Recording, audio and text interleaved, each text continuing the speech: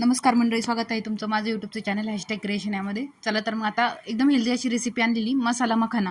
आता हा मखाना असतो तो आपण आणतो त्यावेळेस त्याला काहीच टेस्ट नसते, एकदम टेस्टलेस असतो, त्याला मीठ नसतं किंवा मग चवच नसती कसली एकदम.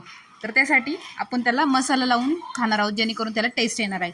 तर बघा, त्यासाठी सगळ्यात आधी मी 2 मोठी वाटी मखाना घेतलेले. त्याला आधी आपण थोडंसं गरम करून घेणार आहोत, कारण ते एकदम असे चुई असतात, म्हणजे एकदम सॉफ्ट असतात, ते कडक नसतात, असे क्रंची नसतात. त्यासाठी त्यानंतर त्याचा मसाला तयार करण्यासाठी मी 1 चमचा चाट मसाला घेतला आहे, थोडंसं मीठ घेतलं आहे, थोडीशी जिरेपूड घेतली आणि थोडीशी साखर घेतलेली.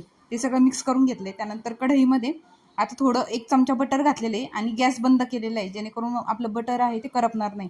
त्यानंतर आपण जो मसाला तयार केलेला आहे तो घातलेला आहे पूर्ण आणि त्याला हलवलेलं आहे. आता तो चांगला मसाला त्या बटरमध्ये एकजीव केला आहे आणि त्यानंतर आपण जे गरम केलेला मखाना आहे तो टाकून घेतलेला आहे.